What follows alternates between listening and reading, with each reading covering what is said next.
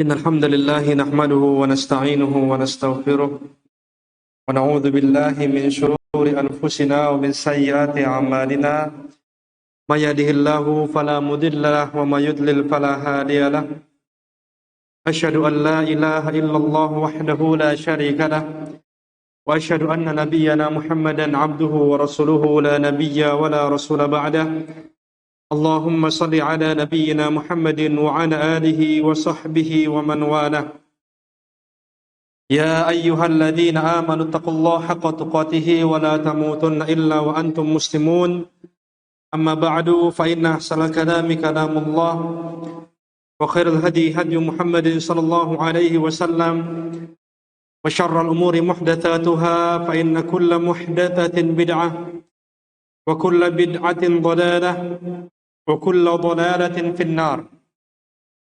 Alhamdulillahirrabbilalamin. Pertama-tama yang paling utama adalah kita panjatkan puji syukur kita kepada Allah Rabbul Jalali wal Ikram yang telah memberikan nikmat yang sangat begitu banyak kepada kita semua.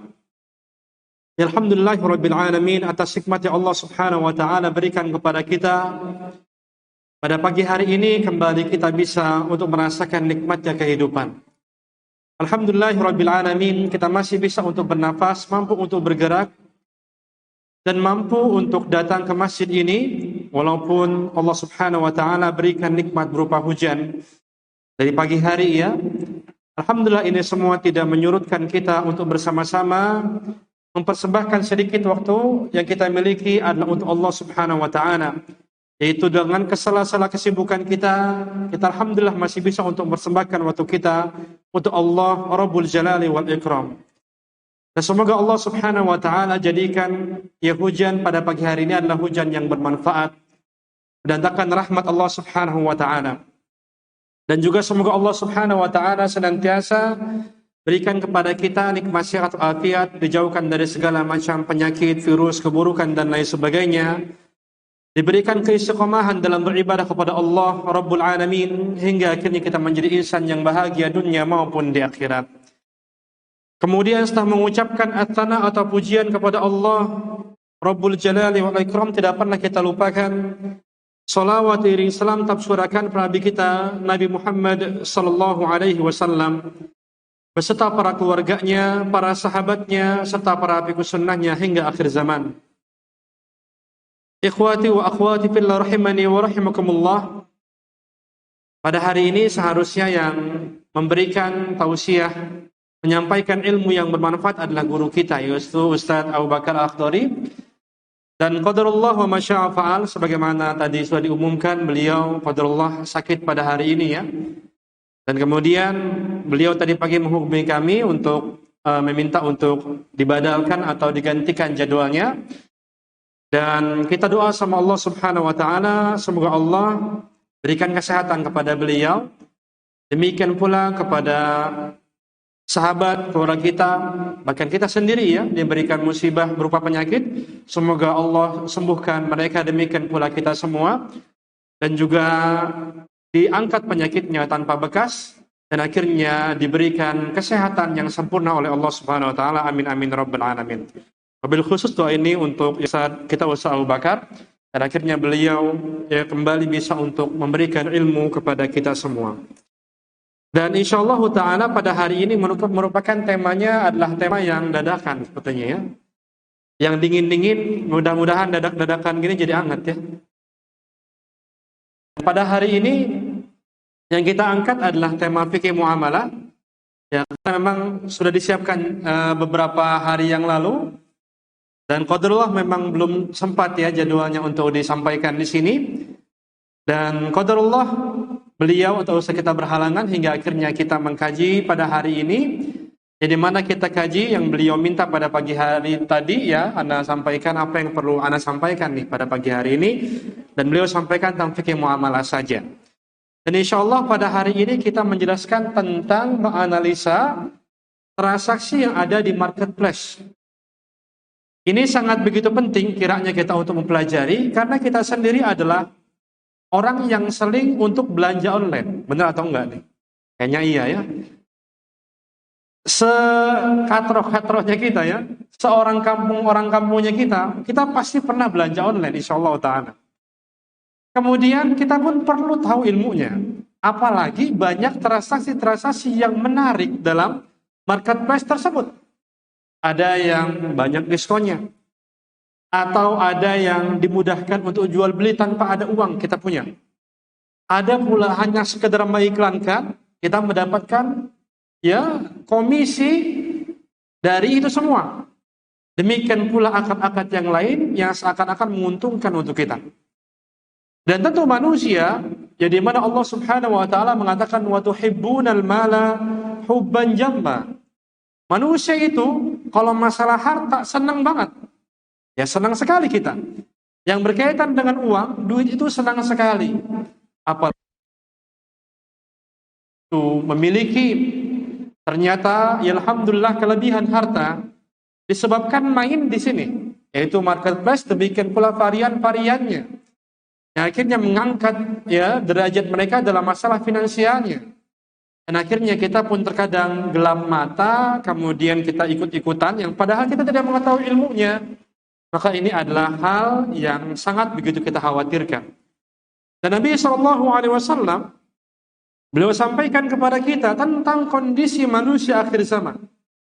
Yang dimana beliau SAW bersabda atau ya yang sebagaimana disampaikan oleh beliau mengatakan sayati 'alan nasi zaman la yuballi imri'in. Kelak nanti akan datang sebuah zaman orang-orang itu tidak peduli hartanya dari mana. Amil halal awil haram. Apakah hartanya dari yang halal ataukah dari yang haram. Karena harta itu kalau halalnya saja itu adalah hisab, itu yang halalnya. Apalagi yang haram dan syubhatnya, apa itu? Adab Allah Subhanahu wa taala. Yang halal saja hisab. Bahkan Nabi SAW sampaikan kepada kita, kelak nanti di akhir zaman, beliau mengatakan, la tazalu qadama 'abdin yaumal qiyamah. Manusia itu kelak nanti tidak akan pernah bisa lari menjauh dari Allah Subhanahu wa taala ketika diminta pertanggungjawaban. Ya Nabi mengatakan manusia bahkan tidak akan pernah bergeser ke kedua kakinya. Ketika Allah bertanya tentang kondisi hidupnya pada saat dia hidup dunia. Di antaranya Allah tanyakan tentang usia. Allah tanya satu tuh, untuk apa dihabiskan. Allah tanya tentang masa muda, untuk apapun dihabiskan. Lantas Allah tanyakan tentang harta. Nah, di sini Allah tanyakan itu dua. Ya, mim ainak tasaba, dari mana hartanya dia dapatkan. Kemudian dari untuk apa dia infakkan, dia habiskan harta tersebut, maka Allah Subhanahu wa taala akan minta pertanggungjawaban. Nah, sehingga inilah kenapa ulama-ulama kita itu demikian pula para asatidz kita ya mewanti-wanti menyampaikan tentang pentingnya untuk memiliki harta yang halal.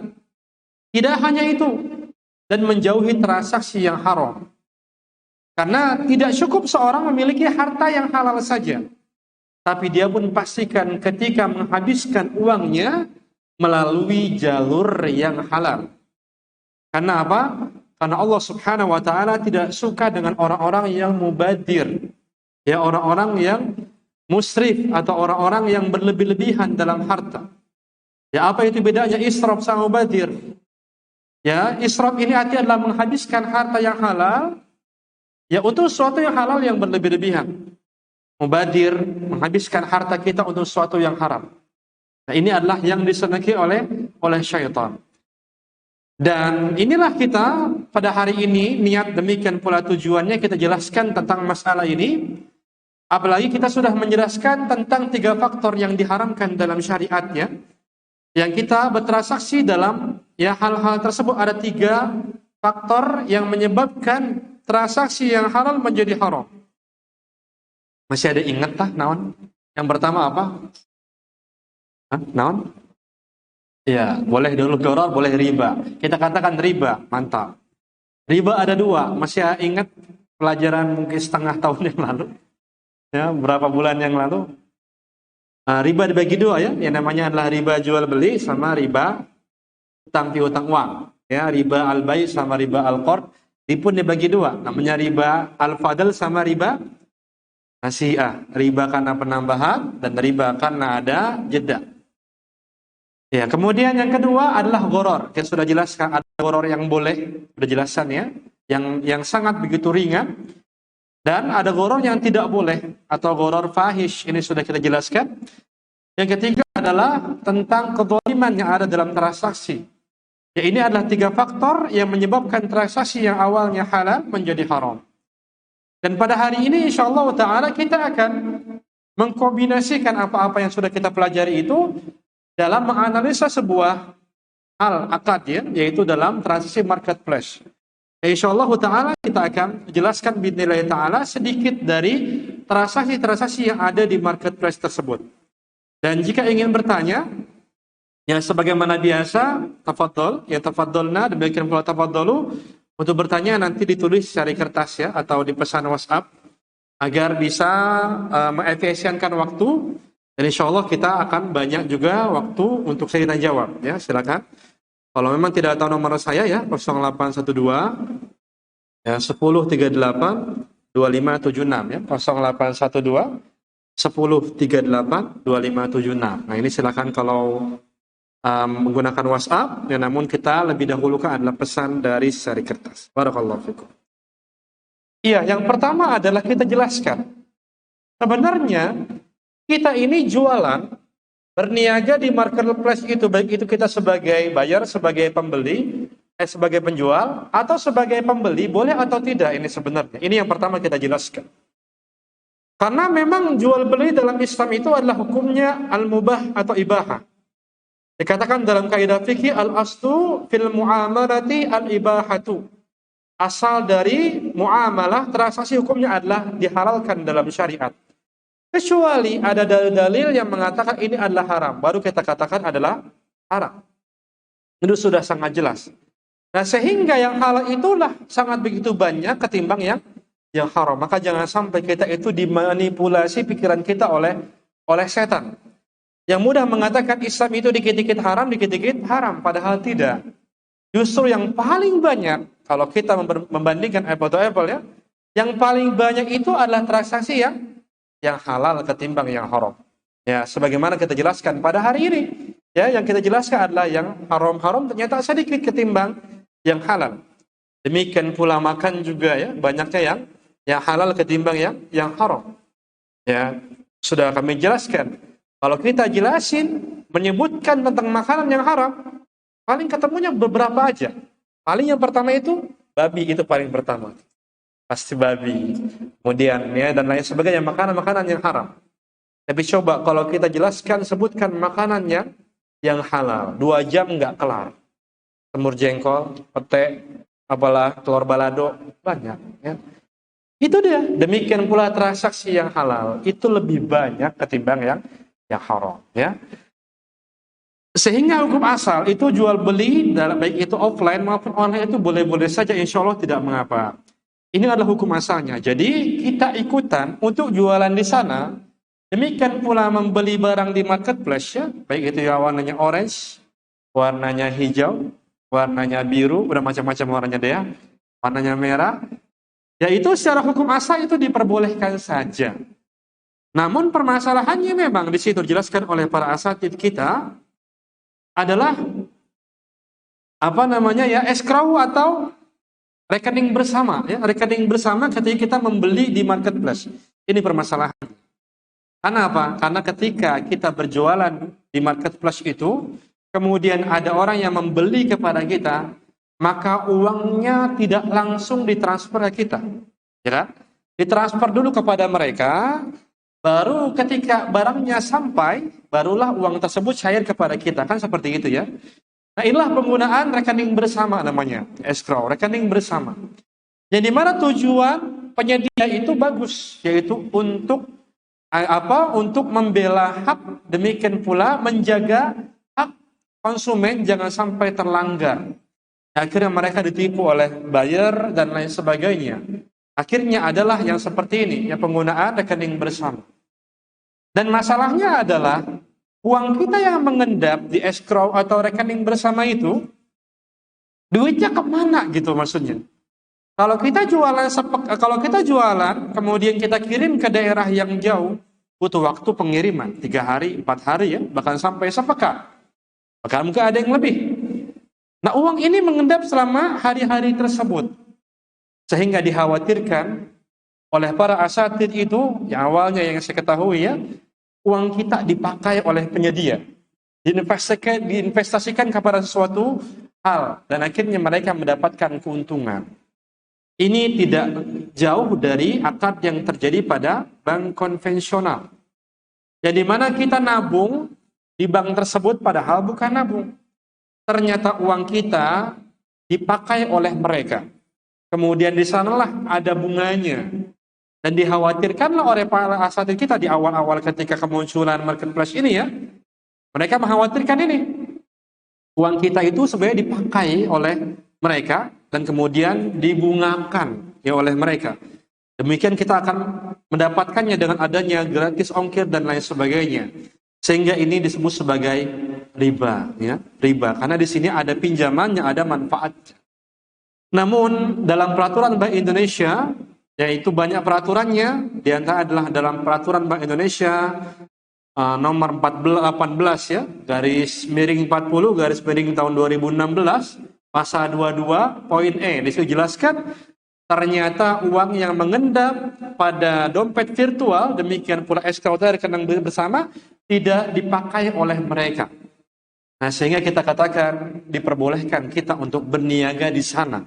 Jadi insya Allah boleh saja kita jualan maupun kita membeli di marketplace tersebut. Paham ya? Tadi udah mulai agak deg-degan tadi. Oh iya benar juga. Waduh, saya 2 tahun lagi nih udah jualan. Waduh, setiap hari saya jual beli online lagi gitu kan. Masya Allah. Ya, kita katakan boleh. Ini biasa ya, saya nakutin dulu awal-awal biasakan seperti itu. Menjelaskan hukumnya.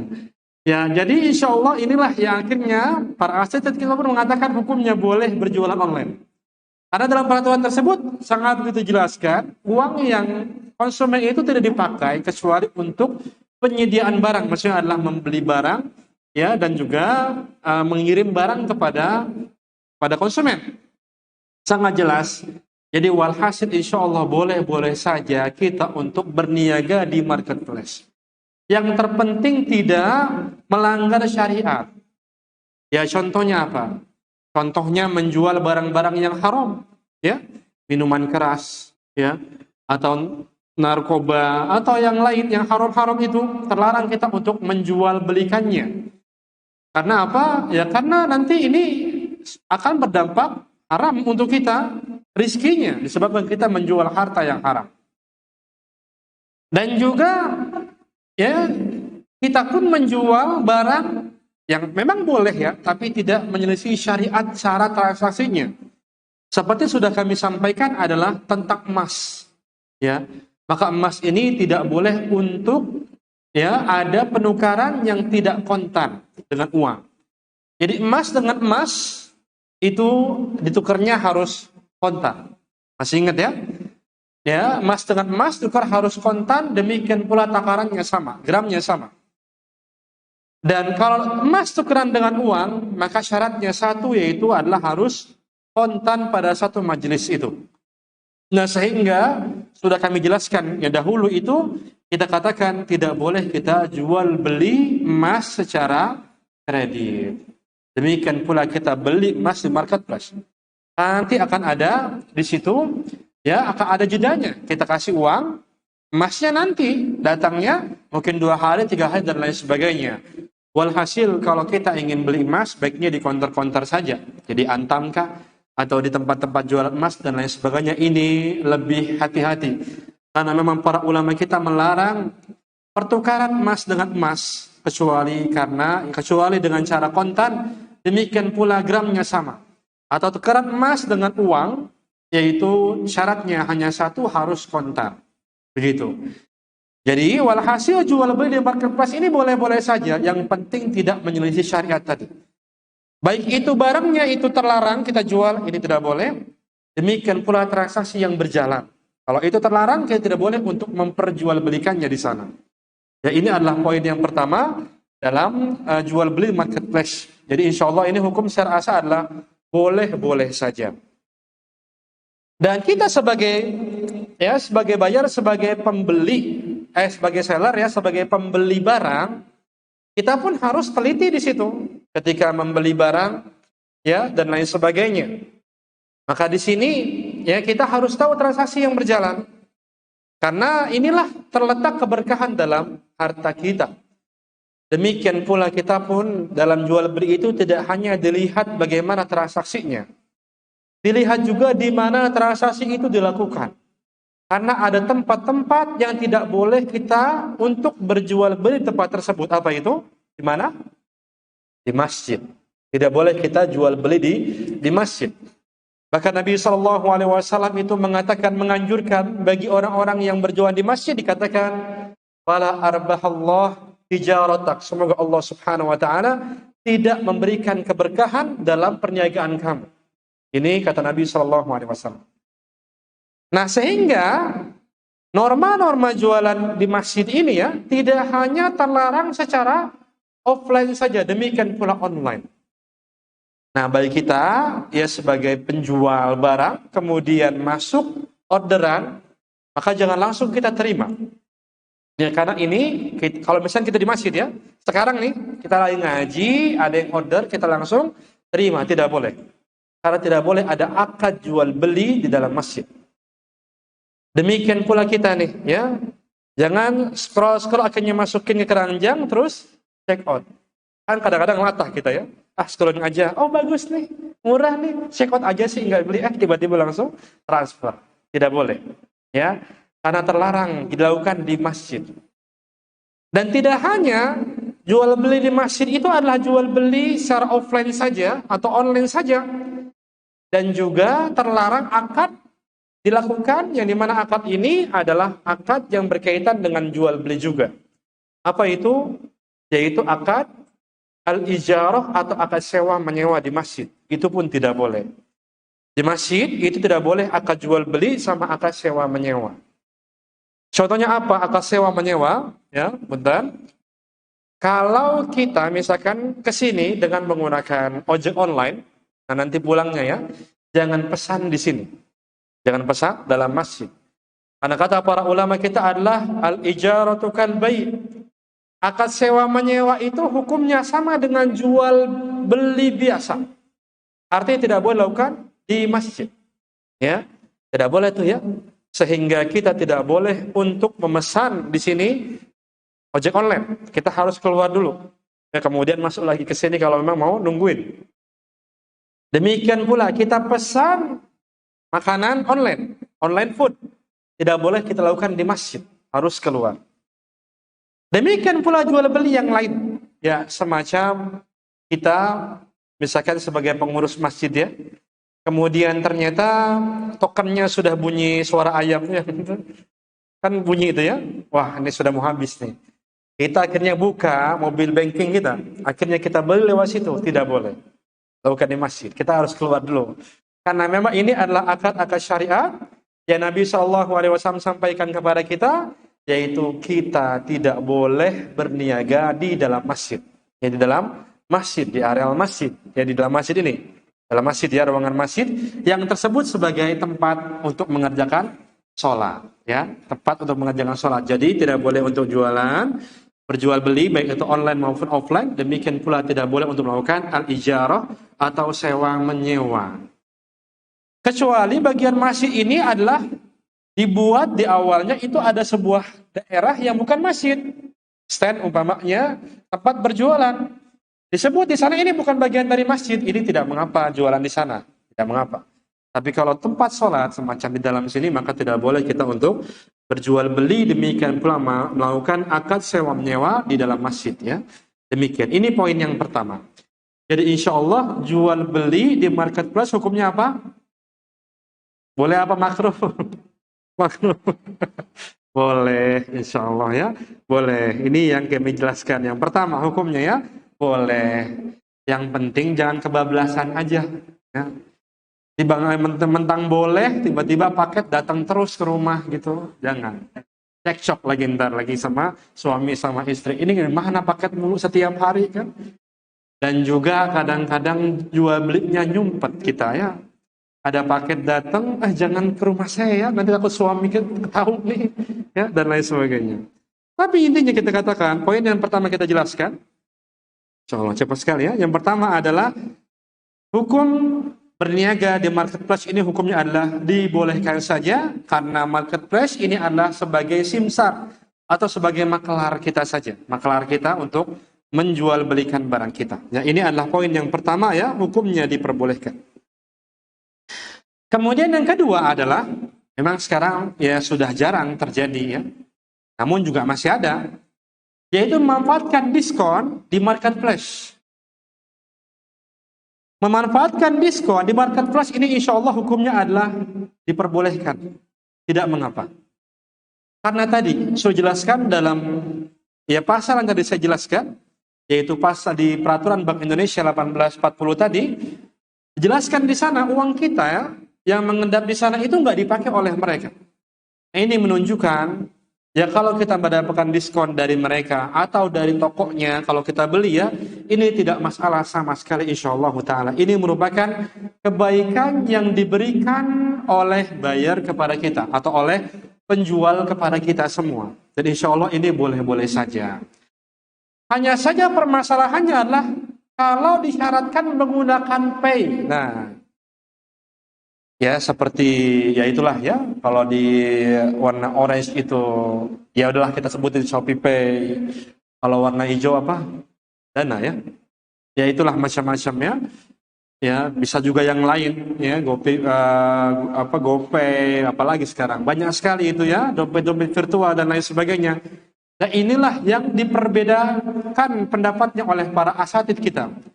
Sebagian mengatakan tidak boleh, sebagian mengatakan boleh ya, memanfaatkan diskon dengan menggunakan pay. Kenapa sih nggak boleh? Tadi alasannya adalah karena uang kita itu yang mengendap pada rekening mereka, pay itu dikelola oleh mereka, uangnya diinvestasikan, ya, bahkan diberikan kepada Bank Indonesia kan, ya dan lain sebagainya. Ini sebagai dana floating atau yang lainnya. Dan dikhawatirkan uang kita itu yang kita taruh di pay itu dimanfaatkan oleh penyedia. Kemudian mereka pun investasikan dan mereka dapat untung. Dan akhirnya kita pun diberikan untung itu. Yaitu berupa ada diskon, voucher, ya cashback atau yang lainnya. Nah ini kan sama saja hukumnya adalah ya hutang piutang dengan adanya penambahan, dengan adanya manfaat, kan itu nggak boleh ya, sudah kita sampaikan. Yaitu penyedia itu sebenarnya minjem uang sama kita. Kenapa dia minjem uang? Karena mereka mengelola uang kita, mengolah uang kita. Mereka minjem duitnya sama kita. Kemudian mereka kelola dan kita mendapatkan manfaatnya, kelebihan. Jadi minjam uang ada kelebihan, namanya apa? Riba fadl. Dan para asatidz kita kebanyakan yang saya tahu itu mengatakan, wallahu alam kalau sekarang ya, tapi yang banyak beredar di videonya, demikian pula artikel mengatakan tidak boleh. Kita memanfaatkan diskon dengan menggunakan pay tersebut. Baik itu belanjanya di marketplace atau belanjanya selain marketplace. Kan terkadang kita makan di sebuah restoran. Kemudian kalau pembayaran dengan pay tertentu dapat diskon. Ya kan, kayak gitu ya. Nah, sebagian asatidz kita mengatakan hukumnya tidak diperbolehkan untuk mengambil diskon, voucher dan lain sebagainya. Karena kalau kita ambil, hakikatnya kita sedang mendapatkan keuntungan dari uang yang kita pinjamkan kepada penyedia. Ya karena sudah kita sampaikan dulu ya. Jadi kalau ada orang minjem uang sama kita, tidak boleh ada kelebihan, tidak boleh ada manfaatnya. Ya. Demikian pula manfaatnya itu berbentuk hadiah, boleh atau enggak? Boleh kalau memang utangnya sudah selesai. Boleh kan kalau gitu udah dijelaskan. Contohnya saya minjem kepada Bu A ya, Ummu A saya minjem uang 1 juta. Saya minjem 1 juta. Insya Allah tanggal 10 saya kembalikan. Akhirnya saya pinjam 1 juta, tidak ada di situ akan ada penambahan. Saya minjam uang 1 juta. Tanggal 10 alhamdulillah saya punya uang. Alhamdulillah saya punya uang. Ini 1 juta uang yang saya pinjam dulu ya. Ini saya kembalikan. 50 jutanya buat anti. Boleh atau enggak? Ntar dulu boleh tanya dulu boleh atau enggak ini? Boleh. Tapi mungkin apa enggak? Enggak mungkin, ini mah cerita doang. Cerita ini bukan. Menghayal aja udah, kita menghayal aja pagi-pagi kan.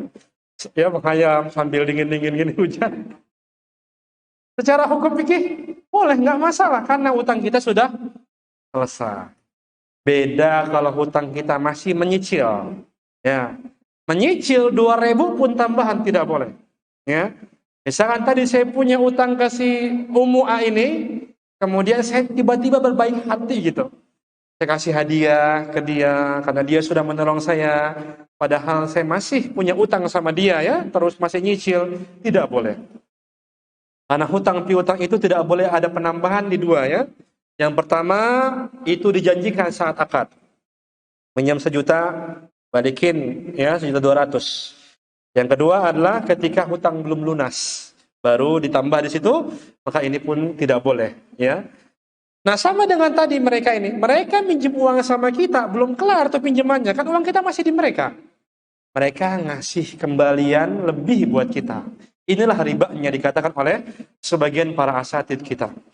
Namun memang sebagian asatid yang lainnya itu mengatakan tidak seperti itu. Karena tadi peraturan Bank Indonesia udah jelas. Yang tadi saya jelaskan, yaitu di PBI nomor 18 garis miring 40 garis miring 2016 pasal 22 yang poin yang disini jelaskan, uang yang kita berikan kepada mereka itu adalah tidak digunakan kecuali untuk kepentingan jual beli kita dengan mereka saja. Ini sudah jelas ininya ya, peraturannya, sehingga asatid kita mengatakan hukumnya adalah diperbolehkan. Ya, beberapa ustadz kita mengatakan hukumnya boleh ya, seperti ustadz ya, saya tahu ya Ustadz Abdul Hakim bin Amir Abdad ya ustadz kita, dan juga asatid yang lainnya. Nah, saya lebih condong ke sini gitu, karena awalnya saya pun mengatakan tidak boleh, dan sampai ada orang yang datang kepada saya ya menjelaskan tentang ini gitu, peraturannya dibuka semua ya, PBI, dan ini ternyata kita katakan ya ini sudah jelas ternyata ada peraturannya. Dan saya katakan jika demikian maka boleh. Kalau menurut saya, jadi kalau menurut saya menggunakan diskon dengan menggunakan pay ini adalah diperbolehkan dengan apa yang sudah kami jelaskan tadi. Yaitu karena sebenarnya penyedia itu tidak meminjam uang kita. Bahkan dalam peraturan Bank Indonesia ya, bahkan sangat begitu jelas di GoPay itu ya, di poin 5.4 di term and condition-nya 5.7 sama 6.4 dijelaskan di situ sangat detail. Uang yang ada mereka tidak mereka pakai kecuali untuk kepentingan konsumen saja. Dan juga mereka katakan kami bukan bank, jadi tidak boleh untuk menggunakan uang tersebut. Jadi walhasil ini ya diperbolehkan kalau dengan kaidah-kaidah tersebut.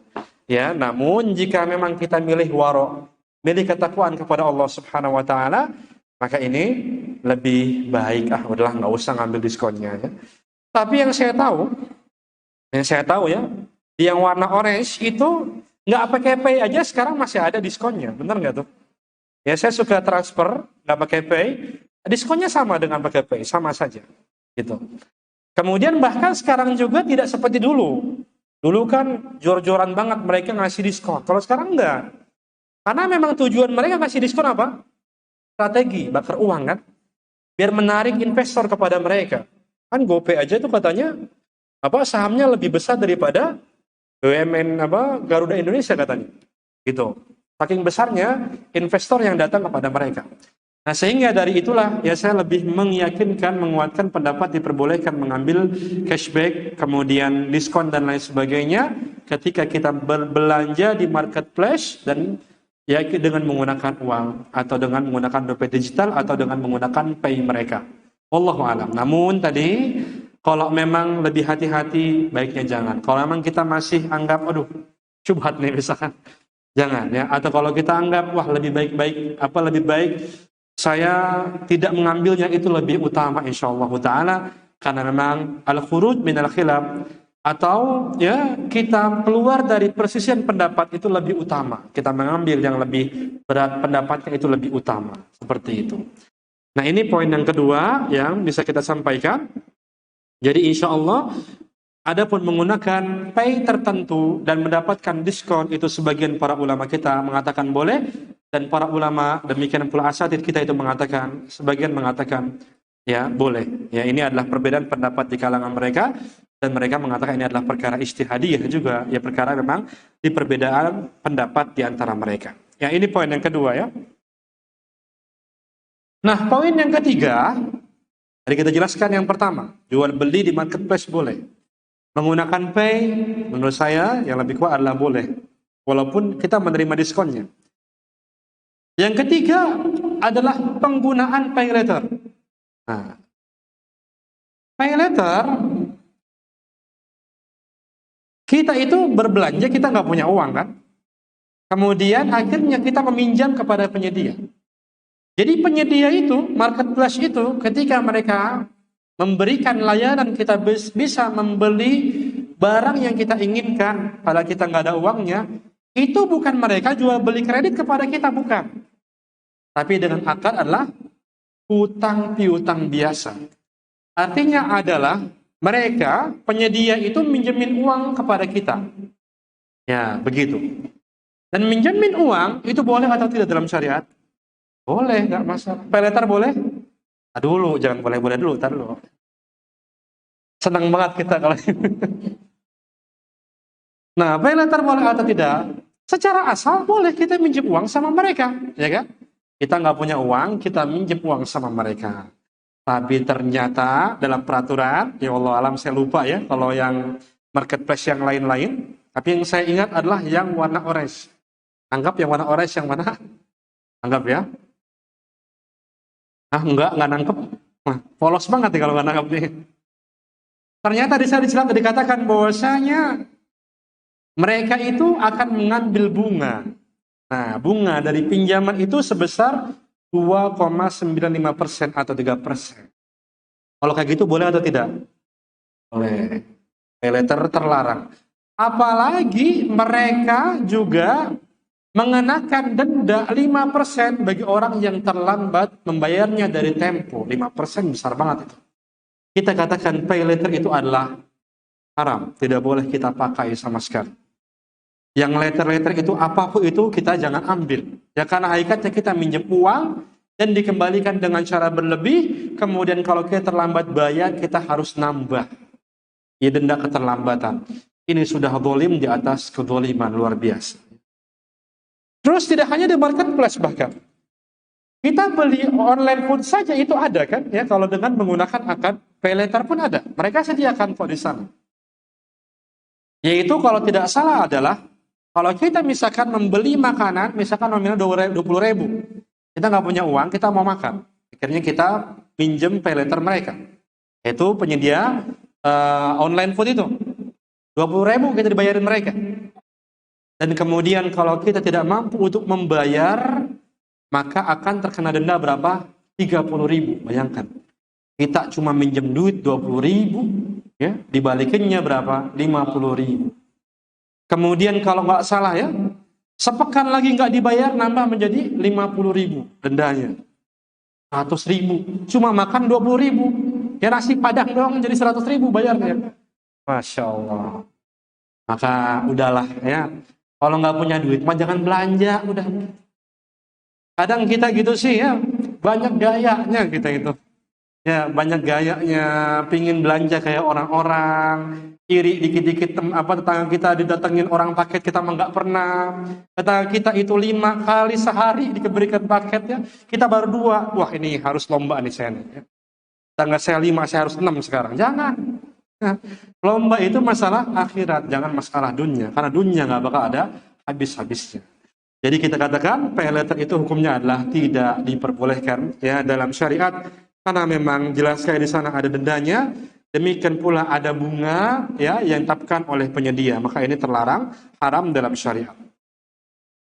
Dan yang selanjutnya adalah kita percepat saja ya, yaitu kita menjadi dropshipper. Dropshipper ketika menjual belikan secara online. Nah, dropshipper di marketplace itu ada cara daftarnya. Nah, permasalahannya juga di sini kita tidak jelas posisi kita sebagai dropshipper kalau kita menjual barang. Kan maksud dengan dropshipper itu kita ingin jualan tapi nggak punya, jangankan barang, modal aja nggak punya kita, nggak punya apa-apa udah kita. Punyanya apa? Nekat aja nah. Akhirnya kita jualan nggak punya barang. Di situ daftarkan nama kita dan lain sebagainya. Kemudian toko yang menjual barang tersebut dijelaskan di sana. Nah di sini ada yang memang menjadi agen ya dari perusahaan utama itu. Ada yang memang tidak. Ya kita hanya checklist dropshippernya aja udah. Nah inilah masalahnya. Ya kita jelaskan dropshipper dengan cara offline dulu ya. Yang online nanti agak berbeda. Kalau offline begini. Saya ini nggak punya uang, nggak punya modal, nggak punya barang. Tapi pengen untung saya. Ya ingin jualan tapi nggak punya modal, nggak punya barang. Akhirnya saya jualan lewat katalog aja. Saya punya katalog, saya sebar di WhatsApp, di Facebook atau yang lainnya. Kemudian ternyata ada orang namanya A. Dia tertarik dengan dagangan saya. Akhirnya dia pun langsung komunikasi dengan saya dan akhirnya terjadi kesepakatan dan harganya sudah jelas. Si A ini transfer uang kepada saya dengan cash misalkan. Contoh saya jualan pakaian. Dia baju gamis kurta ini. Dan dia membeli kepada saya harganya 200.000. Memang harganya 200.000. Ini masih boleh. Alhamdulillah ini masih boleh. Karena ini jual beli salam namanya. Mudah-mudahan masih ingat ya. Jual beli salam itu adalah jual beli yang kita nggak punya barangnya. Maka harus uangnya 100% di muka. Langsung dikasih. Ini masih boleh. Kayak gini. Akhirnya kemudian saya pun cari toko yang jual kurta itu. Kebetulan saya itu nggak ada hubungan dengan toko manapun. Saya bukan agen. Dan saya tahu, oh toko B itu jualan kurta ini. Karena saya dapat katalog dari mereka. Walaupun saya nggak ada kerjasama dengan mereka. Akhirnya saya pun langsung WhatsApp. Kak, saya ingin kurta ini ya. Ukurannya segini. Ya, kemudian saya beli, saya transfer uangnya. Ini masih boleh, alhamdulillah. Kemudian saya chat seperti ini. Nanti tolong barangnya itu kirim ke alamat si A tadi, yang pembeli saya. Ini yang tidak bolehnya. Kenapa? Karena saya pada posisi nggak jual apa-apa. Apa yang saya jual? Tidak ada. Yang saya nikmati adalah uang yang bertambah seakan-akan saya nukaran uang dengan si A itu dengan ada kelebihan. Tidak boleh. Ya, jadi dropshipper itu harusnya adalah yang pertama, kalau kita ingin barang itu langsung dikirim dari produsen utama ke pembeli kita, maka mau tidak mau kita harus menjadi agen dia, mau tidak mau. Kalau kita nggak mau jadi agen, ya harus barang tersebut nyampe dulu kita. Ya, dari sana kirim barang kepada saya, dari saya kirim kepada pembeli saya. Nabi SAW dikatakan naha anil bai' ma lam yuqbal. Nabi itu melarang jual beli yang tidak ada serah terimanya. Karena saya sebagai penjual, tapi saya sendiri tidak menerima barangnya. Ini bagaimana? Nah, solusi seperti itu. Memang tentu pasti di sini ada kelemahannya, itu apa? Ongkirnya 2 kali. Memang betul. Tapi mau tidak mau kita lakukan untuk menjadi halal dropshipnya ini menjadi halal. Dari mereka dikirim kepada saya, dari saya dikirim kepada pembeli saya. Itu ribet. Saya nggak mau nih, soalnya ongkirnya 2 kali. Baik, kalau nggak mau maka solusi yang tadi pertama kita ambil, yaitu kita jadi apa? Agen dari perusahaan utama. Kalau agen nggak masalah, dikirim dari manapun. Ini sistem dropship yang diperbolehkan dalam syariat. Yaitu kalau kita agen, boleh dikirim dari mana saja. Tapi kalau kita tidak agen, mau tidak mau barangnya harus sampai kepada saya dulu, baru saya kirim kepada pembeli saya. Dan kebanyakan nyatanya adalah tidak menerapkan kaidah ini. Akhirnya dropshipper ini menjadi terlarang. Nah, kita kembali kepada online tadi. Maka jika menjual barang dengan cara online, dengan cara dropship itu, kita sebagai dropshipper, namun kita bukan agennya dari penjual utama, maka tidak diperbolehkan. Kenapa? Karena ya mau tidak mau barangnya ke kita dulu, kan nggak seperti itu sistemnya di marketplace. Langsung kepada pembeli kan. Maka di sini harus kita ada komunikasi dengan penjual utama. Kita sampaikan, ya maksud kita dan lain sebagainya. Ya ini adalah walaupun kita anggap sebagai basa-basi ya, tapi ini sebagai izin dari mereka gitu, dan akhirnya ada izin dan kebolehan kita melakukan akad transaksi yang kita inginkan, yaitu dikirim dari penjual utama kepada pembeli kita. Ya ini insya Allah diperbolehkan ya dalam syariat ya semacam ini, jika memang dengan solusi yang tadi kami tawarkan ada dua, begitu ya. Ya, ini mudah-mudahan dipahami ya, poin yang ketiga ini. Poin keberapa? Keempat ya. Poin yang keempat. Jadi dropshipper itu kadang boleh, kadang tidak. Yang kalau yang boleh adalah kalau kita menjadi agen dari produsen yang utama. Yang kelima ya. Yang kelima adalah hukum COD.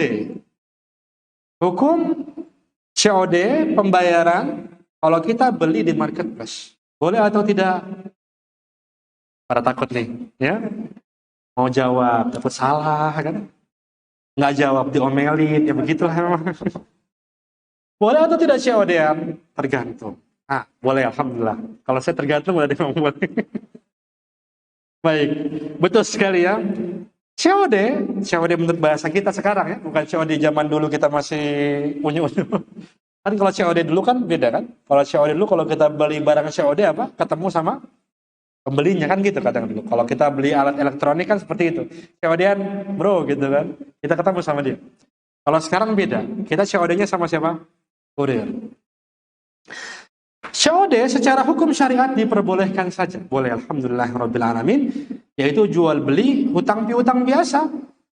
Hutang piutang biasa kenapa? Karena kita beli barang duitnya entar. Duitnya nanti. Ini boleh. Hutang piutang biasa, yang artinya ketika misalkan kita lagi makan bakso, tukang pakai datang kepada kita kaget keselak mati misalkan ini mau ajaran apa ya. Nah maka harus ada yang bayar biar kita bisa masuk surga, karena memang hutang piutang itu akan menghalangi kita masuk ke dalam surga Allah Subhanahu Wa Taala, karena akan hutang piutang murni COD itu ya, karena uangnya nanti belakang. Boleh insya Allah, yang penting dibayar. Dan juga sesuai dengan ketentuan. Misalkan dikatakan kalau barangnya aneh jangan dibuka. Mungkin dulu begitu ya, kalau sekarang tidak akan bisa. Tentuan kita lakukan itu. Ya, karena memang ini adalah syarat-syarat yang diberikan oleh mereka kepada kita. Jadi mana Nabi mengatakan al-muslimuna ala syurutihim.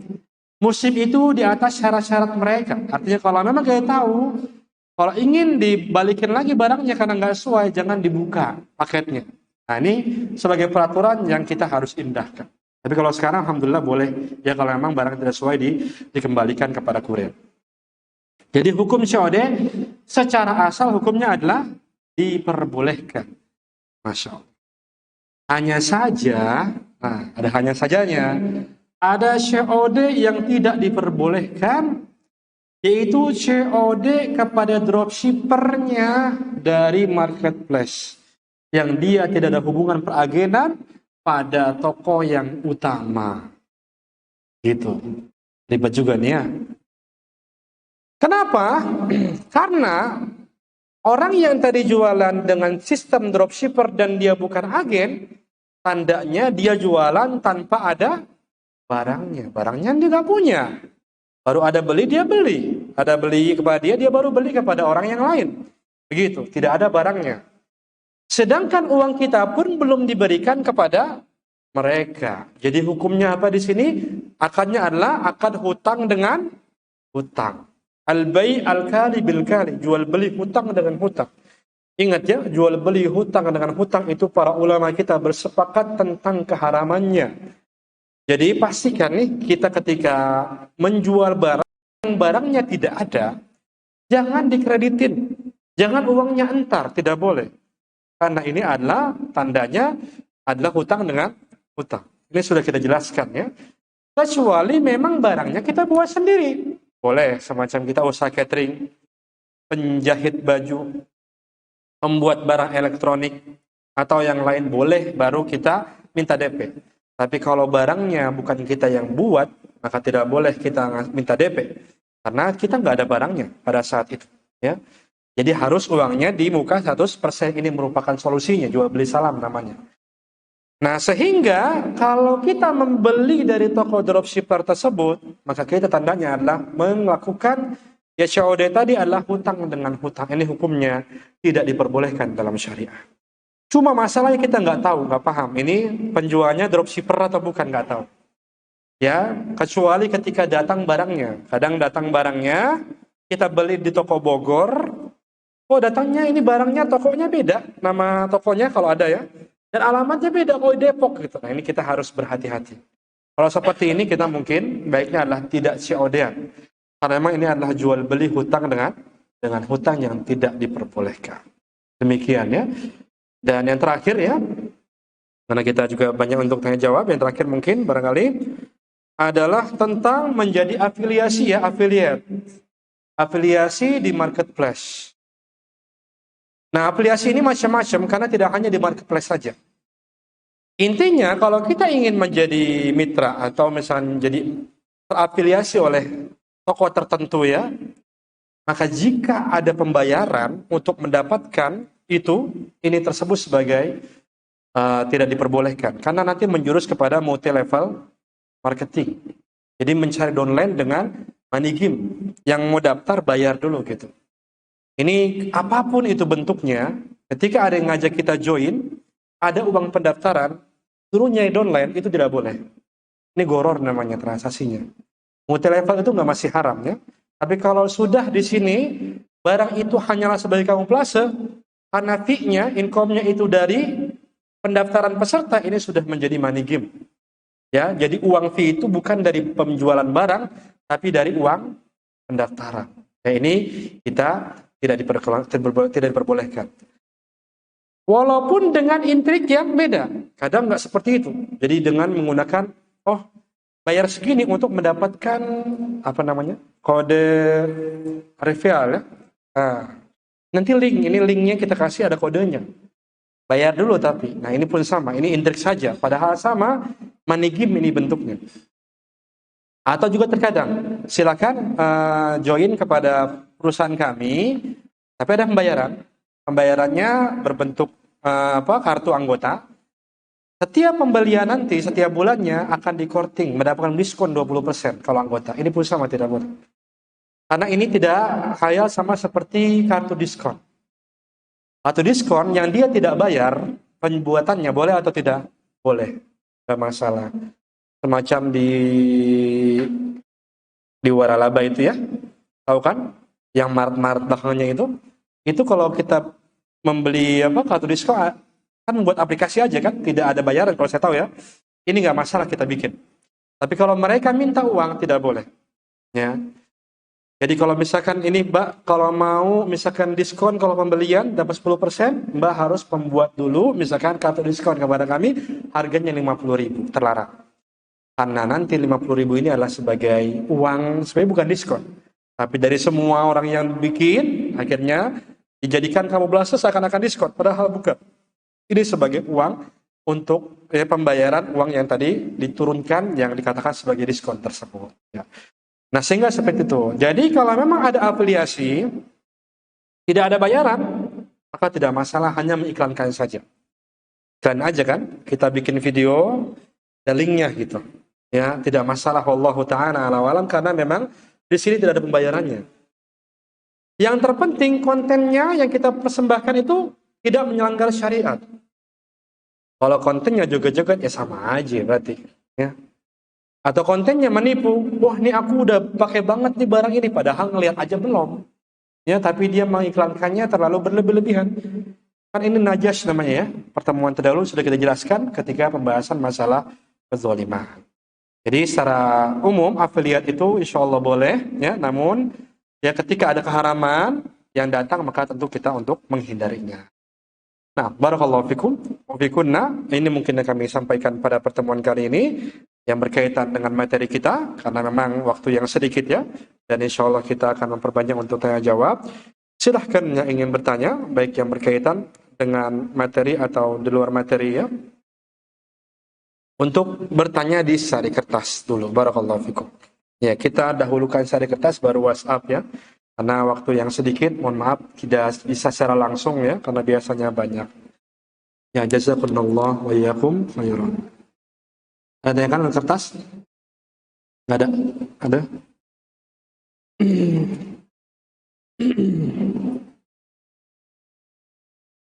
Masya Allah, tumben cuma dua nih ya. Segepok biasanya. Belum.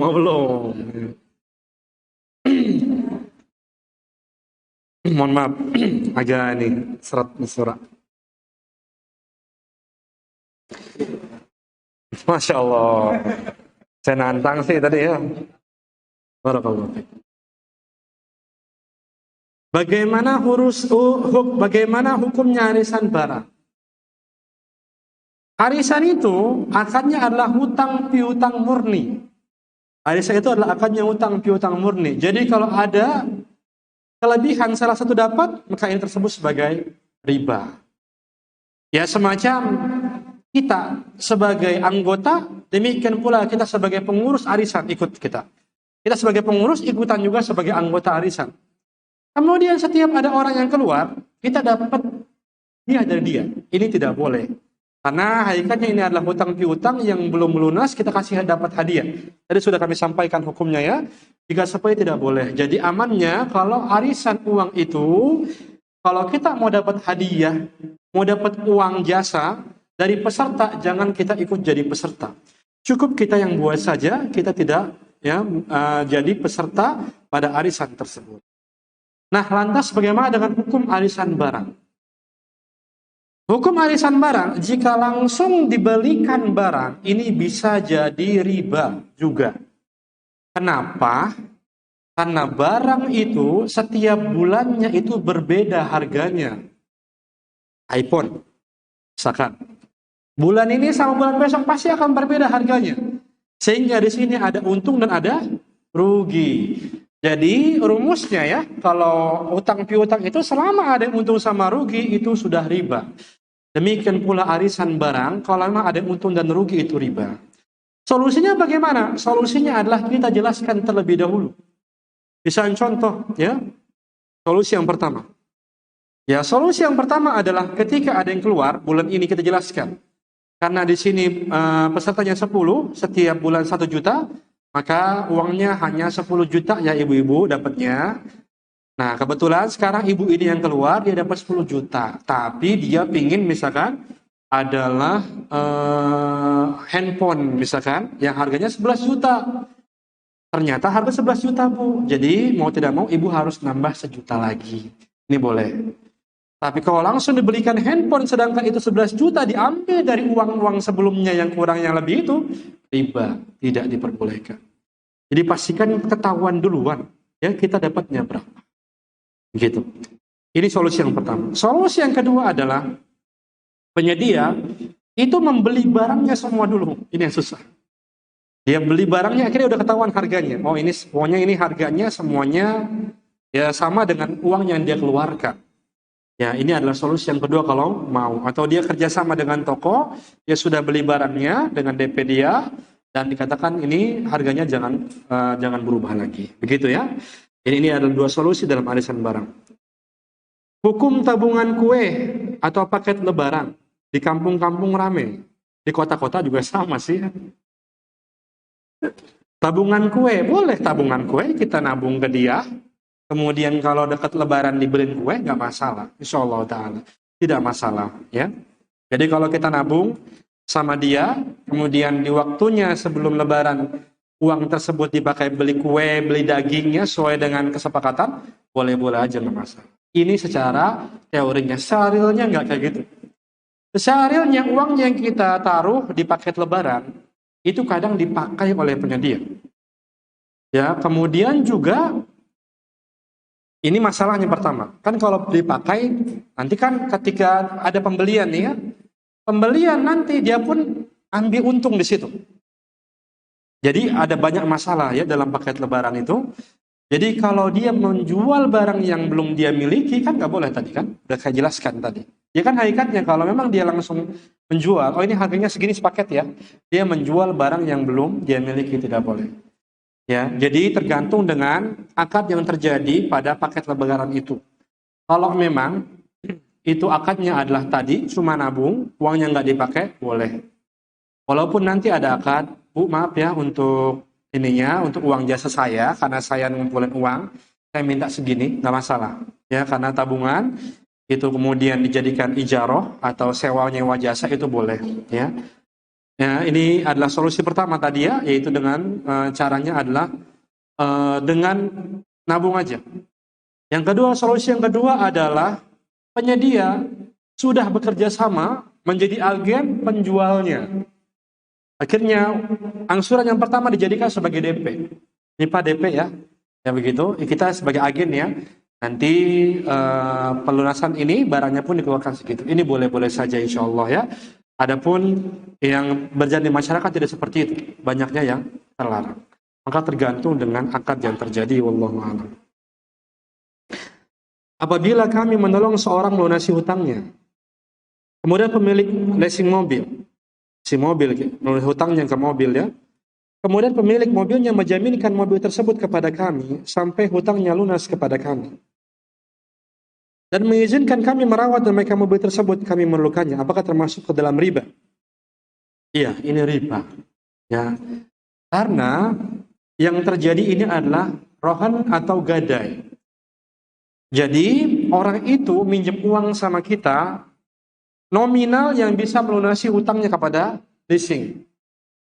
Dan dia menjaminkan mobilnya kepada kita. Ini masih boleh, alhamdulillah. Tidak masalah ya.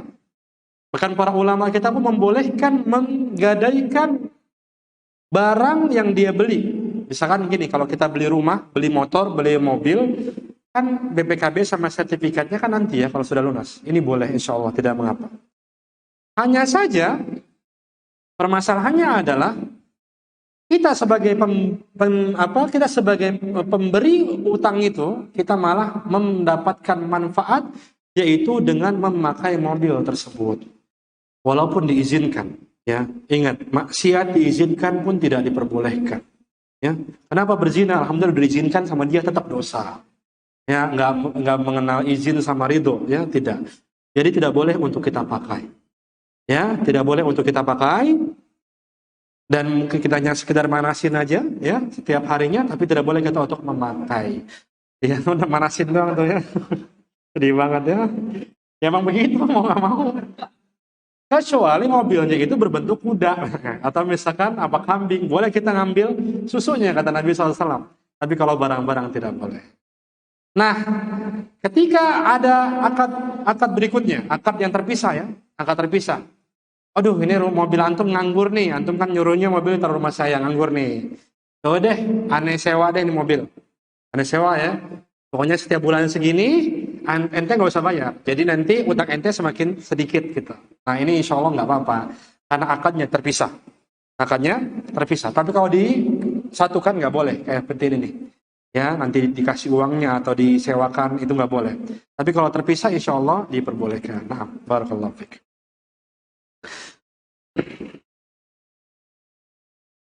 Apa hukumnya menukar uang di dalam masjid? Bukan dagang, hanya nukar duit. Tidak boleh. Ya, ayo yang nukerin duit nih. Panitia mau ngumpulin duit. Dapatnya 2.000-an. Nah, mau bawa malas banyak banget ya. Tukeran dong, ada nggak? Dosa, nggak boleh itu. Karena as-sarf atau tukar menukar itu adalah bagian dari al-bay'. Bagian dari jual beli. Tidak boleh tukar menukar uang di masjid. Ya, tidak boleh tukar menukar uang di masjid. Jadi mau nggak mau, ada recehan nggak? Ada uang 100 nggak? Ada. Buat lu yuk, kayak gitu. Buat lu ke jalanan hujan-hujanan gitu. Ya mau gimana lagi ya? Karena nggak boleh kita tukeran di masjid. Karena bagian dari hutang piutang. Nah, betul ya ini. Jadi tadi beberapa akad yang tidak boleh dilakukan di masjid. Dagang, sewa, tukeran duit tidak boleh. Bayar utang boleh. Bayar hutang tidak masalah. Kita akadnya di luar, misalkan kemarin ketemu sama orangnya di sini kita bayar itu nggak masalah.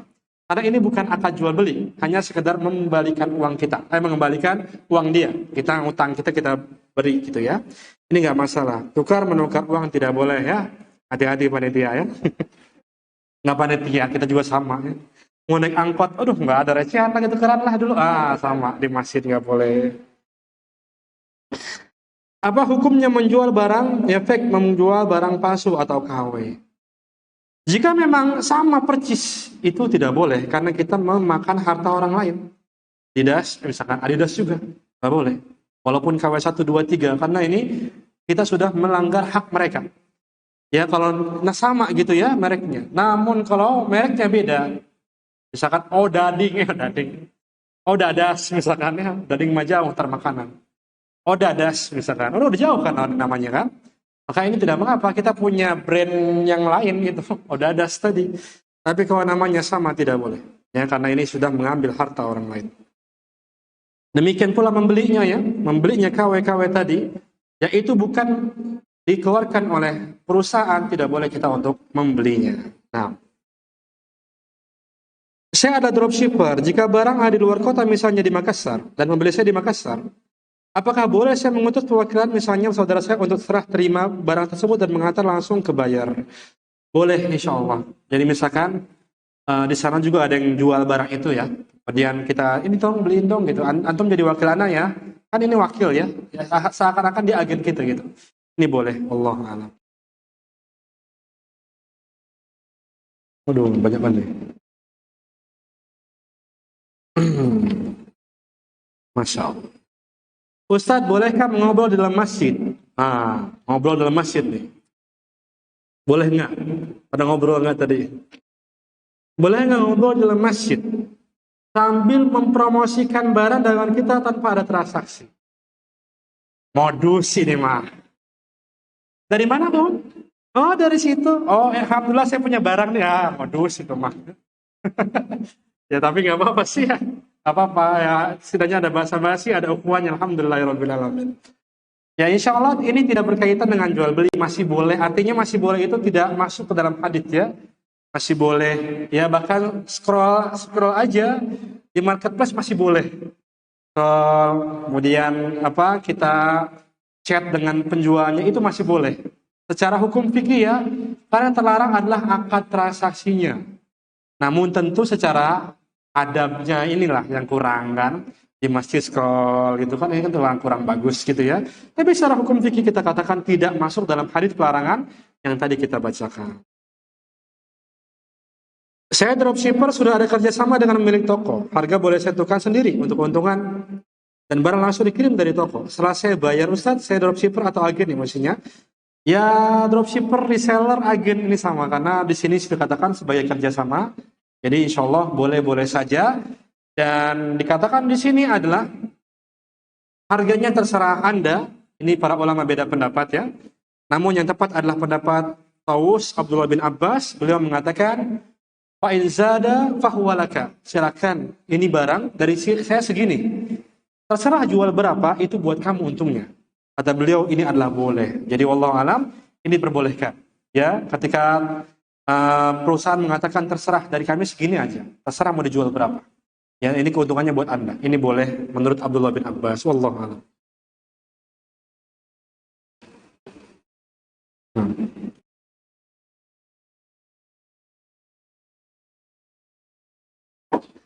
Bolehkah kelebihan uang dikasih dari banknya, dari bank, bunga bank, di deposito, betul, dan rekening koran pun sama, dikasihkan ke lembaga perbaikan fasilitas umum, nah itu lebih bagus. Kita berikan kepada panitia atau lembaga untuk perbaikan jalan dan lain sebagainya. Itu bagus sekali. Jadi tidak dimakan uang bunganya, itu lebih bagus. Kita berikan kepada orang-orang yang di sana sedang membuat fasilitas umum. Boleh insyaallah ta'ala. Pak Ustadz, bolehkah menerima uang dari partai yang mau nyalek? Aduh. Saya aman nggak nih pulang nih? Ya, aman ya? Tidak boleh ya. Karena ya, walaupun ada kaidah, ambil uangnya, jangan pilih orangnya. Tetap kaidahnya, kaidah rusak, itu nggak boleh. Karena Nabi mengatakan ar-rashi wal murtashi finnar. Dikatakan adalah orang yang menyogok di sogok tempatnya di neraka. Bukan lagi dosa tuh, tapi di neraka tempatnya kata Nabi. Itu lebih besar lagi itu dosanya. Jadi nggak boleh kita terima sama sekali uang dari caleg, dari capres atau yang lain di musim ini. Karena emang ya sekarang kan sedang pemilihan. Jadi apapun bentuknya, selama itu disuruh untuk memilih pasangan tertentu, terlarang kita untuk menerimanya. Karena itu adalah sebagai suap, ya Allah.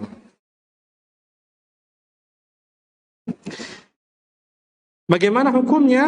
Saya masih ada hutang sama saudara saya. Tapi sekali suka kirim makanan, boleh atau tidak? Nah, tergantung.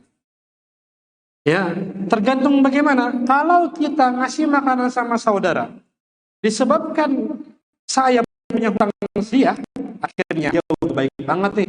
Saya pernah berbuat baik.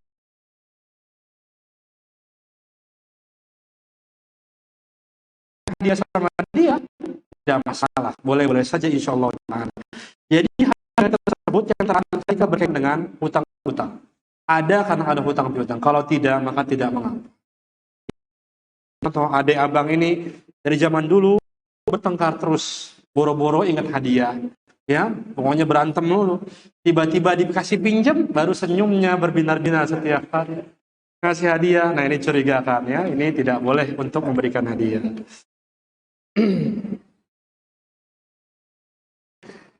Ya, saya memiliki toko online. Ketika pembeli menggunakan ya Shopee Pay Later, ya apakah saya ikut berdosa? Penghasilan saya haram atau tidak nih? Ayo, haram apa enggak nih? Kalau haram berarti harus berhenti nih ya. Barakallahu fiik. Yang pertama, sepertinya kita tidak tahu, kayaknya ya, pembeli kita itu menggunakan Shopee Pay Later, kayaknya nggak tahu. Yang saya tahu ya, nggak tahu sebenarnya, itu yang pertama. Yang kedua adalah, itu tidak mengapa, karena apa? Karena akad antara saya yang punya toko online dengan pembeli saya, itu berbeda akadnya dengan pembeli saya dengan penyedia Shopee Pay Later itu. Ini beda akad. Jadi mereka atau dia beli kepada saya, jual beli aja akadnya. Ini insya Allah tidak mengapa, tidak haram sama sekali biidznillah ta'ala. Ya sebagaimana Nabi SAW, beliau pun bahkan sampai beliau meninggal dunia masih punya hutang gadai ya. Gadai baju besi untuk mendapatkan makanan dari orang Yahudi. Ya, walaupun dikatakan orang Yahudi adalah makanan harta riba. Ya, tetap ini diperbolehkan. Jadi nggak masalah, wallahu a'lam. Sekarang ada aplikasi penukaran sampah, 1 kilogram sampah dengan emas. Masya Allah. Benerkah ini? Waduh, soalnya kita orang banyak sampahnya juga nih.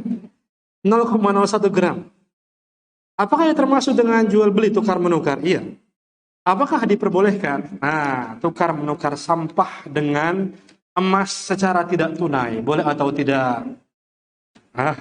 Boleh atau tidak? Nah, kalau itu sampahnya bisa kita pakai belanja di warung, nggak boleh. Bisa nggak sampahnya dipakai belanja di warung? Bu, ini ada bekas snack. Nggak bakal. Ya, pasti orang tukang warungnya ini rada-rada nih orang ini. Nah, kita katakan ini boleh. Kenapa? Karena ini adalah komoditi riba dengan yang selainnya. Ini kita jelaskan adalah kaidah yang ketiga ya. Ada 3 kaidah ya dalam penukaran itu. Yang pertama adalah sama-sama barangnya, bisa emas dengan emas. Yang kedua adalah barangnya tidak sama, tapi dia satu sebab. Seperti menukar uang dengan rupiah, ini adalah harus kontan. Kalau yang pertama ini harus kontan harus sama takarannya. Yang ketiga adalah ketika berbeda semua. Ya bukan komoditi riba atau komoditi riba dengan komoditi yang lain. Maka ini diperbolehkan, insya Allah ini tidak riba. Allahu a'lam. Saya pernah COD dan barang yang dikirimkan tidak sesuai. Akhirnya saya komplain dan diganti uang berupa saldo dan barang yang dikirim tadi mau saya kembaliin, tapi di tokonya nggak mau dikasih alamat pastinya. Bagaimana dengan barang tersebut sebaiknya Ustaz? Yang pertama adalah kita berupaya karena kita udah punya uangnya nih, kita kembalikan. Kalau emang nggak bisa-bisa, apa penyebabkan nggak bisa gitu? Sampai dia mengatakan, oh nggak apa-apa kak, misalkan, kan ngomongnya kak terus ya, oh di mana-mana, nggak apa-apa kak, buat kakak aja. Ya biarin saya mah rugi juga, biarin nggak apa-apa. Ya, karena dia sudah mengatakan ridho, nggak apa-apa kak, boleh kita untuk menggunakannya. Tapi kalau memang tidak ada terus ucapan yang menyebabkan dia itu ridho, selama itu pula itu adalah barang punyanya. Dan kalau memang tidak bisa sama sekali kita bersedekah barang tersebut atas sama orang itu, ya karena memang kita nggak bisa untuk mengembalikannya. Ya Allah Ta'ala.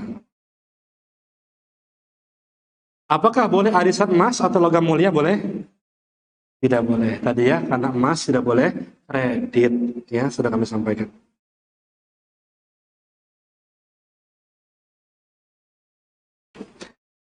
Anak-anak kerja dengan sebagai desain grafis yang awalnya hanya membuat brosur aja. Baik, sekarang disuruh membuat gambar makhluk hidup dengan video yang ada musiknya. Apakah dibolehkan penghasilan dari hal tersebut? Barakallahu fiik. Nah, ya ini adalah dilema ya. Maka kita katakan baiknya adalah anak ini waro ya, tidak membuat desain-desain yang merusak agamanya. Itu yang lebih utama. Ya, ini lebih utama, ini lebih waro, lebih takwa. Dan ini pun khawatir akan merusak imannya. Maka baiknya adalah dia untuk pindah pada orang yang lain. Namun secara hukum fikih, jika memang itu hanya sekali, dominannya itu adalah yang mubah secara hukum fikih ya, ini dikatakan gajinya tetap halal. Karena di mana-mana perusahaan itu kadang ada yang sedikit-sedikit haramnya itu ada tuh. Tapi dominannya itu halal, tidak kita katakan penghasilan kita seluruhnya haram, tidak. Karena yang kecil haram ini, kita katakan yang lebih dominannya. Ini secara fikihnya yang lebih dominan jika memang desainnya bagus, ya secara hukum gaji boleh. Namun kalau masa ketakwaan maka tadi berbeda, yang tadi awal yang sudah kami sampaikan. Kita memiliki rezeki lebih untuk bersedekah kepada saudara dari suami. Bolehkah menceritakan amalan tersebut kepada suami dengan niat untuk menyenangkan hatinya? Apakah akan mengurangi pahala? Ya, tidak. Jadi silakan kalau ingin memberikan kabar kepada suami jika memang ini ada maslahatnya. Jika tidak, maka ya sudah kita untuk menutupnya karena khawatir misalkan ria atau yang lain. Kalau tidak ada ria, silakan. Apalagi kita ingin membuat orang lain senang, maka silakan kita untuk melakukannya. Allahu a'lam. Bolehkah memberikan sisa kembalian dari belanja online kepada kurir? Wallahu a'lam, saya belum mengetahui jawaban yang pasti nih. Soalnya kurir itu dipastikan dia sudah mendapatkan gaji. Dan tidak boleh kita memberikan fee kepada seseorang yang menjalankan pekerjaan perusahaan yang sudah digaji, kita kasih uang lagi sama dia, itu tidak boleh.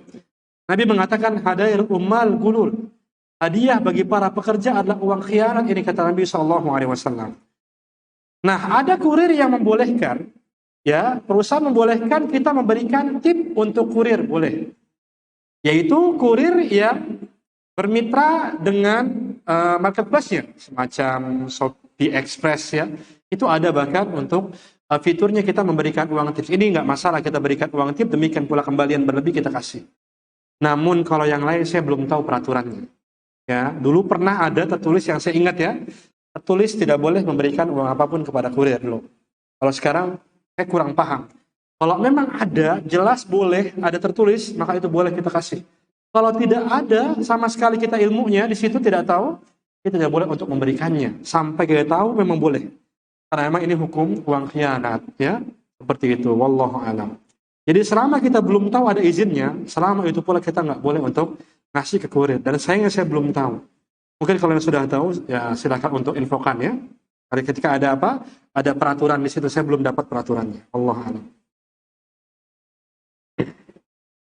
Bolehkah kita menabung berjangka di sebuah bank syariah, perencanaan umroh dan juga haji?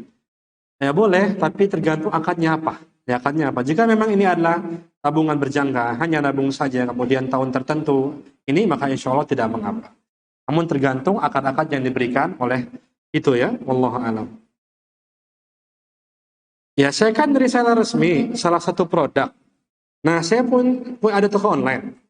Di saat ada pembeli yang order di toko online, saya kebetulan barangnya lagi kosong di saya. Nah, kalau saya kalau saya kirim barang tersebut dari alamat agen saya langsung ke alamat pembeli, bolehkah?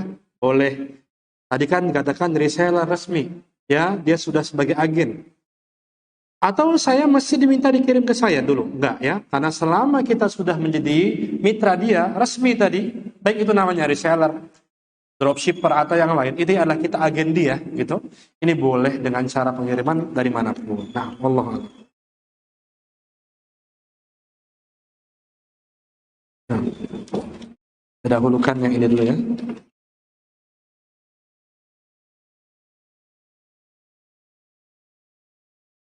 Ustaz, bagaimana jika saya menerima bunga, lalu saya memberikan kepada orang lain, apakah saya berdosa?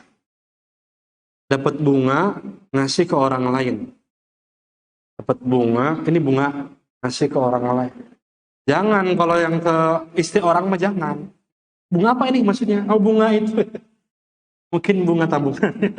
Kan dapat udah bunga dari orang lain kita kasih ke promo, jangan kalau gitu. Itu mencari masalah ya. Nah, kalau bunga kasih ke yang lain, bagusnya adalah kita berikan kepada yang membuat fasilitas umum aja. Itu lebih utama, lebih aman, lebih selamat. Namun, jika memang kita kasih kepada yang lain, maka secara hukum fikih ini diperbolehkan saja. Karena dalam kaidah dikatakan, al-kasbul muharramu fahuwa muharramun ala kasibi. Harta haram, haram bagi pelaku transaksinya saja. Bukan bagi orang yang mendapatkannya dengan cara yang mubah. Jadi bagi dia, itu adalah uang biasa. Bagi kita adalah uang yang tidak boleh kita gunakan. Karena ini haram. Allah. Sampai jam berapa ini? Jam 11 maksimal. Oke. Nah, sampai sini aja ya. 2, 3, 4. Saya bulan Ramadan di minggu-minggu terakhir sering mengadakan promo di bank syariah. Bila menabung atau store dengan nominal tertentu, misal di atas 5 juta mendapatkan hadiah sejadah atau mungkin. Apakah hal ini diperbolehkan?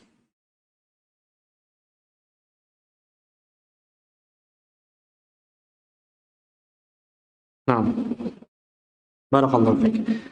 Iya, kita lihat dari apa yang terjadi di bank syariah ya. Jika memang akadnya adalah al-wadi'ah atau akadnya adalah tabungan biasa, tidak ada bunganya, intinya adalah uang kita dipakai.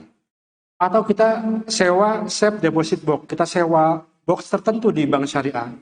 Kita taruh di situ, kemudian ada dapat hadiah, itu nggak masalah karena uang kita nggak dihutangin sama mereka gitu.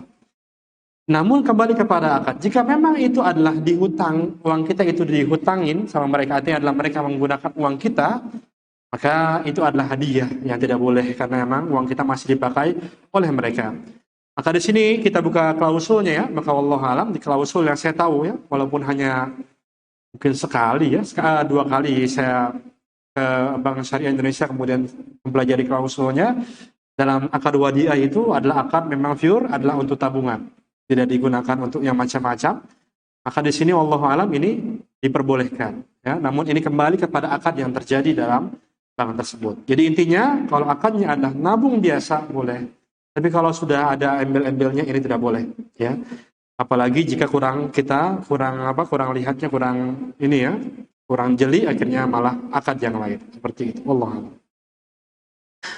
Apa hukumnya just tip? Dan kalau just tip seperti apa yang diperbolehkan? Just tip, jasa titip tidak diperbolehkan jika pakai akad talangan.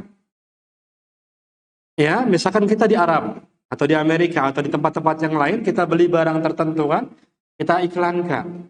Kemudian ya, akhirnya kita akannya adalah nalangin. Ya udah saya talangin dulu pakai uang saya, dikembalikan dengan dilebihin. Ini nggak boleh, namanya riba.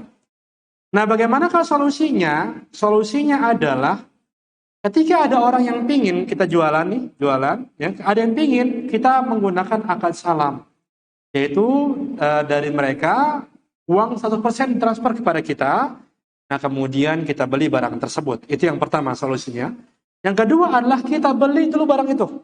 Beli barang itu berapa, baru kemudian kita melakukan akad transaksi dengan dia. Ketika barangnya sudah kita miliki, nih udah ada nih barangnya nih, mau nggak? Ini harganya sekian. Ini jual beli biasa. Namun kebanyakan yang terjadi adalah akad talangan dalam just tip. Ini nggak diperbolehkan. Wallahu a'lam. Ya, menukar uang tadi sudah ya. Ini sudah. Ini orang yang sama nih. Ya, barang di Makassar. Ini pun sama tadi barang di Makassar dropship. Ini sudah, alhamdulillah. Apakah boleh kita membuka jasa marketer untuk membantu menjual produk kita tapi tidak ada pendaftaran? Boleh. Ada pendaftaran pun boleh, nggak apa-apa. Yang penting nggak ada uangnya gitu. Dan kita yang mempunyai produk memberikan fee dari setiap barang yang dijual. Boleh banget. Ini sebagai fee bagi marketer. Boleh.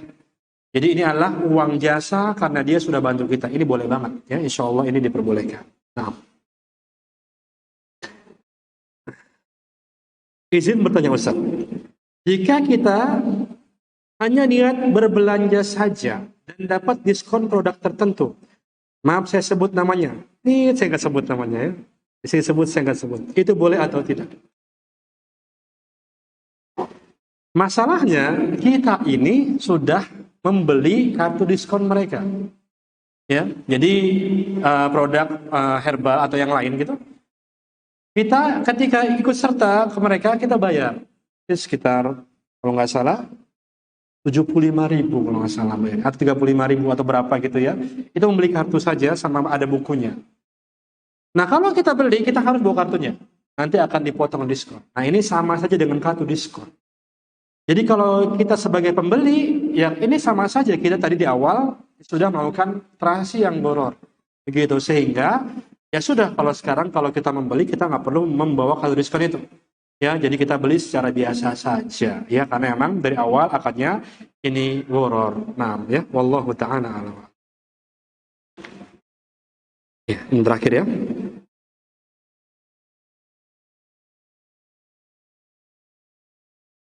Assalamualaikum warahmatullahi wabarakatuh. Waalaikumsalam. Ustadz izin bertanya. Boleh atau tidak pinjam uang untuk keropak? Karena tidak ada uang kecil atau tidak ada uang belum ke ATM. Nah, ini panitia apa bukan nih kira-kira? Ya Allah, kasihan banget panitia hari ini ya, diledekin terus. Mohon maaf panitia, Masya Allah, apaan-apaan. Ya, jadi begini ya. Yang pertama, kita bicarakan tentang meminjam uang teropak. Meminjam uang teropak itu adalah uang umat, dana umat. Yang pertama, ini adalah dana umat. Sehingga kalau kita minjam untuk urusan pribadi, kita harus meminta izin kepada semua umat yang ngasih uang itu. Waduh. Nah itu, hati-hati ya Bu ya, hati-hati ya Om ya. Tapi ini belum kita masuk ke sini ya. Jadi seperti itu ya, jadi ada uang donasi, uang apa, mau tidak mau kita harus amanah. Di antara yang tidak menggunakan uang tersebut untuk kepentingan pribadi, pinjam duit gitu ya, kecuali kita minta izin. Bukan kepada teman-teman pengurus, tapi kepada seluruh orang yang masukin uangnya ke kita. Kecuali memang ada orang, satu orang ngasih donasi ini, baru aja dia transfer. Nah, kita ngomong, Pak, donasi antum kan 3 juta, boleh nggak saya pinjam nih? Buat beli apa, HP misalkan, nanti saya balikin. Kalau boleh, maka diperbolehkan. Ini yang pertama. Ini yang pertama ya. Masih kita belum bahas ini. Jadi yang pertama, uang donasi itu adalah uang umat. Dititipkan kepada kita, maka harus kita amanah. Tidak boleh kita gunakan dengan cara pribadi, kecuali kita minta izin kepada semuanya. Aduh, dari juga ya.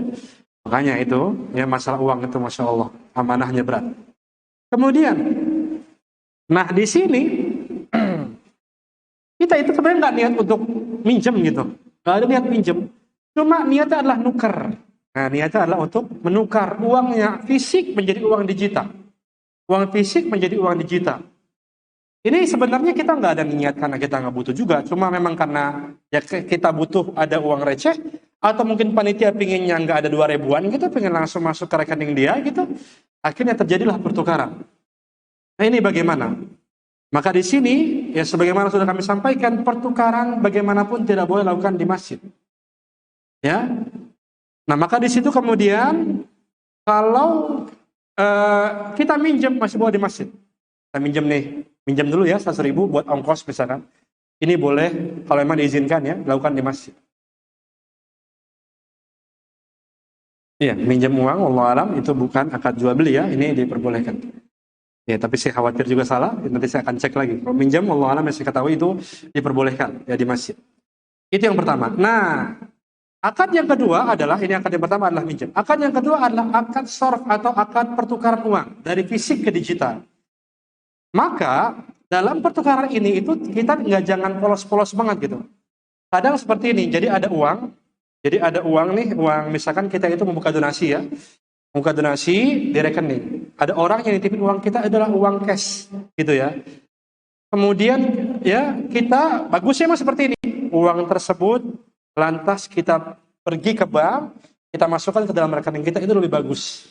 Tapi sebenarnya boleh kalau kita punya di ATM pribadi uang kita nih, uang cashnya kita ambil, kemudian kita transfer langsung ke sana, itu nggak masalah. Ini hanya sebagai sistem aja. Perpindahan uang aja gitu. Jadi nggak mesti uang ini kita ke bank dulu ya, kemudian nanti dimasuk, enggak. Jadi bisa juga ya saya ambil uang saya, kemudian saya ambil uang tersebut ya, kemudian saya transfer ke uang rekening donasi. Paham nggak? Nah itu insya Allah diperbolehkan, tapi tidak boleh lakukan di dalam masjid. Begitu ya. Jadi baiknya kalau tadi memang benar-benar mau minjem, nah jangan minjem uang Ropa. Mau nggak mau ya. Ya udah bagaimana? Ya taubat aja lah panjang kita ya. Ya karena juga ya ini adalah hal yang Masya Allah ya. Yang benar-benar sangat sulit bagi orang yang memegang amanah uang umat itu. Sangat sulit. Karena memang dianggapnya nanti bisa dibalikin. Ini kan belum dipakai dan lain sebagainya. Ini kita harus minta izin. Ini adalah fatwa para ulama kita. Wallahu a'lam barakallahu fikum. Ini mungkin yang kami sampaikan ya. Oh ya, ini ada penjelasan. Ya, jika Anda meminjam uang ke teman atau teropak. Oh, ini boleh tadi ya. Minjem uang dong, mau infak nih gitu kan. Nggak masalah. Walaupun infaknya pakai duit ngutang, nggak masalah insya Allah. Tapi tadi kalau keselak, nah itu lagi tadi ya, kembali. Kalau hutang seperti itu harus dibayar. Boleh, insya Allah lakukan di masjid, ya, sebagaimana tadi sudah kami sampaikan. Namun kalau pendapat kami keliru, nanti juga ini Ana perlu dipastikan ya, nanti Ana akan sampaikan klarifikasi kalau memang itu salah ya. Allah alam. Barakallahu fikum. Ini mungkin yang kami sampaikan pada hari ini. Jazakumullah khairan katsiran. Terima kasih kepada ikhwan dan juga akhwat fillah semua yang sudah hadir pada kajian pada hari ini. Semoga bermanfaat. Ya kita akhiri ya subhanakallah wa bihamdika asyhadu an la ilaha illa anta astaghfiruka wa atubu ilaik. Assalamualaikum warahmatullahi wabarakatuh.